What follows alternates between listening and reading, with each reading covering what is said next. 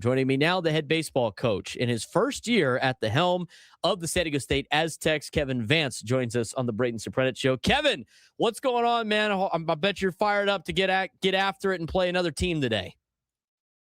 What's up, fellas? Thanks for having me on. For sure, it's always an exciting day, opening day, and we're ready to go. Get this thing going. I know you met with our afternoon show, a couple of baseball players for the Aztecs, some Aztecs for life with Tony Gwynn Jr. and Chris Ello after you got hired. But for our audience, tell us about the process, why you wanted to be part of this Aztecs baseball program, and what some of your goals were when you have now taken over as head coach of the Aztecs. Right. Yeah, this has always been honestly a dream job for me, and made my way back, went off to the East Coast and all around the world, really, and made my way back, and couldn't be more grateful for that, and to represent this city and all the people and family and friends that are going to be there tonight. And I'm just really grateful for that. And yeah, it's been a fun 7 months since I've been here. I think number one is just establishing the culture and getting guys to buy into our system, and I think we've done that. So it's we're moving in the right direction, and let's throw the balls out there tonight and see how it goes, one pitch at a time. Fresh off of a men's College World Series berth as an assistant coach at the U of A, that was probably a great experience for you leading into this season, obviously. But, for you and your career that you have had and being able to, learn from a lot of different entities before getting this job, what are some of the biggest things that you have learned from some of the programs that you've worked for? Yeah, I started at Rhode Island, smaller school, public school, didn't have it easy and had to figure out how to kind of do everything. And, I was pretty blessed with that opportunity and lucky, and, Boston College, Arizona. And then even before that, I've had a lot of great coaches in my life growing up around here in San Diego. And those are the people that, made me want to coach. I think most coaches, they had good coaches growing up, and the people along the way that hey man, this is a pretty cool job to do. So can't thank those people enough. And I feel like going into this year, never been more prepared, and that's because of all the experiences, good and bad. And that's the type of stuff we talk to our players about. Your experience, it makes you who you are, and whether you strike out or hit a home run, it's the same thing in life. And that's what this is really all about to me. It's not about the baseball. It's about the players and teaching them about life and using baseball to do that. I think the best way to teach. It's a mean game, and you can do everything right and still get out. So, and it's the same in life. And so those are the things that, I've really learned through great coaches is, it's the X's and O's are the X's and O's, but it's about the journey. It's about the process and the experience and enjoying it together as a team. And that's the stuff you remember, the airport ride, the airport bus rides, and just being with the boys and enjoying that. We're talking with Kevin Vance. He is the head baseball coach at San Diego State in his first year, getting ready to take on Long Island this weekend. It is opening day for college baseball throughout the country. Obviously, very exciting times for you, Kevin. And as I've noticed from a lot of programs around town, working at the University of San Diego, a lot of the programs that have a lot of success are the ones that are coached by local products. And you're from here. Obviously, you've mentioned that a couple of times. You went to Torrey Pines High School. But for everybody out there in the city that might not know your name, I mean, talk to us a little bit about your upbringing here in San Diego and some of the things that are relatable to our audience of being a San Diego kid and how much pride you have in representing the city of San Diego by coaching at San Diego State. No doubt. I grew up in Solana Beach. My parents are from here.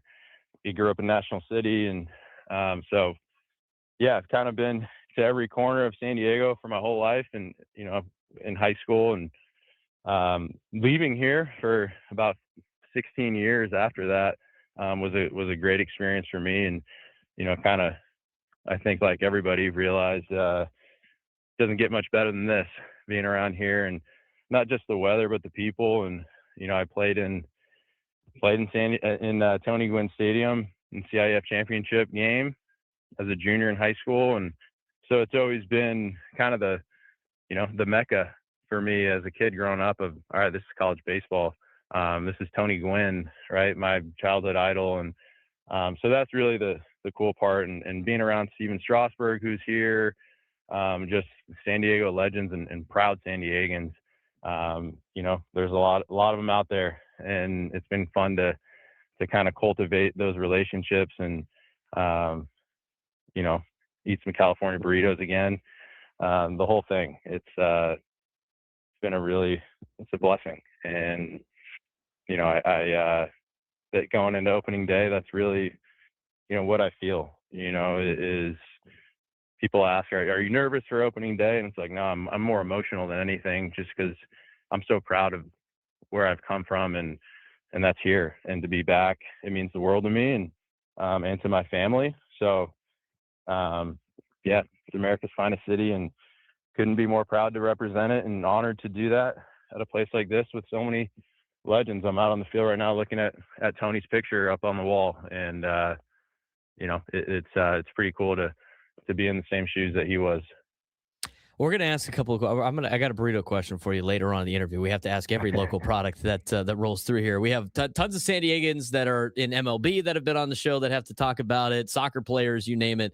So we're going to get that to a second. But you mentioned Tony Gwynn. We talked about it with Brock Ungrich yesterday, who's at the University of San Diego. Their program has played a lot of what Tony has taught Brock, because he played for Tony at San Diego State. I know you're carrying on the legacy as well. And speaking of legacy, we got the Tony Gwynn Legacy Tournament next week. How important is it for you and Brock and Eric Newman over at UCSD to really put this thing on for the legacy of Tony Gwynn? And what are some of the benefit, or should I say, how exciting is it for you to be able to put this tournament on and to be, collective with the other programs here in San Diego? Yeah, it's been awesome. Brock and Coach Newman have been great in terms of, they share the same sentiment as I do and the importance of honoring Tony's legacy. And, it's as crosstown rivals, it's kind of a common place that we can all come together and honor Tony, which is super cool. And, those guys have been nothing but great to me, welcoming me here and, helping me out. It's my first year, and those guys have been head coaches for a lot longer than I have. And, so it's been pretty special. And, when we strap it up against each other, we'll go to war. But, the baseball community here, we got to stick together, and, rising tide raises all ships. So we're at the end of the day, if we're all good, it's good for baseball, and it's good for all of us. So in the name of Tony, I think is, that's the best way to do it. And I'm excited to get all those teams to come in and have a bunch of baseball going on in San Diego for, kids like me who used to love going to college baseball games. There's going to be, 2 of them a day pretty much going on at all 3 of our fields. And that's the important part of the Tony Gwynn legacy is, let's get the community out to watch some baseball and honor Tony. Real quick, Kevin, as we talk with Kevin Vance, who is the head baseball coach at San Diego State, let's meet some of the Aztecs that fans are going to go check out this weekend against Long Island, who they're expected to see here in 2026 for the Aztec baseball season. Who are some of the players that fans of San Diego State should keep an eye out for? Yeah. Well, we got a brand new team for the most part, 19 transfers and 12 returning players. So bunch of new faces. We're going to have a bunch of talented arms.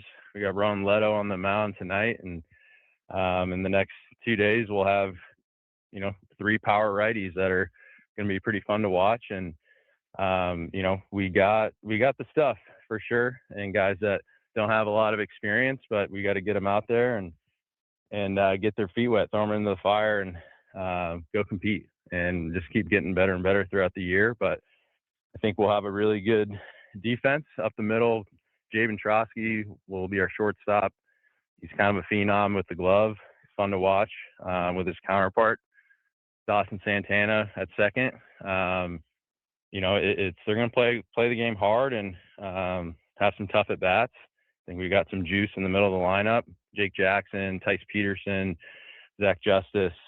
You know, those are our big boppers in the middle. So it'll be a pretty fun team to watch. Some scrappy little guys and some big dudes with some talent at arms. So, you know, we still got to play the games, but I think we got a lot of talent.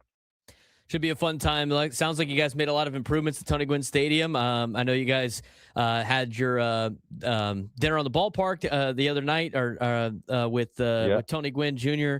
out there as well. But for a lot of people who haven't been to San Diego State and haven't been to Tony Gwynn Stadium in a while, what are they in store for when they show up this weekend? Well, we got a brand new outfield wall that has pads on it now. It's not the old sheet metal.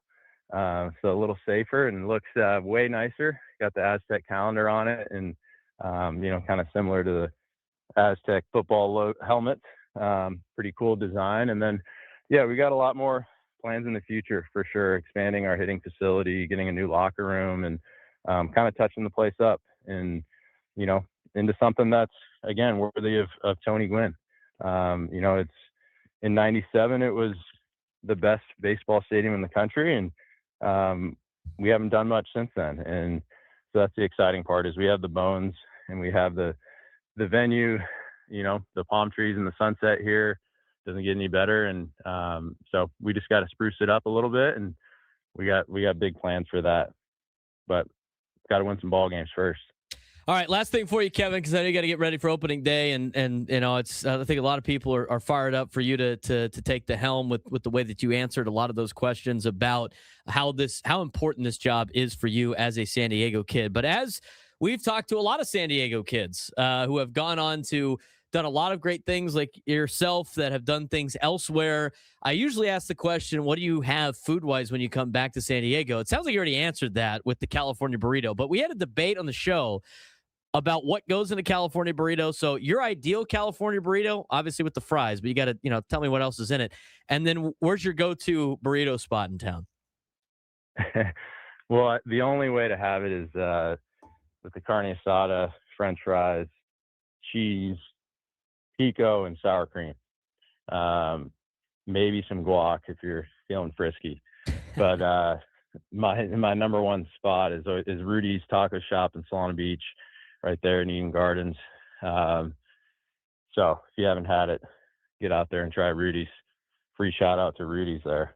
I'm gonna have to go try it, Kevin. Appreciate you taking the time, man. Good luck this weekend against Long Island. I will see you next Sunday when the Toreros come in as part of the Tony Gwynn legacy. Look forward to meeting you then. Awesome. Appreciate you guys. Go Aztecs. Kevin Vance joining us on the David P. Shapiro Fan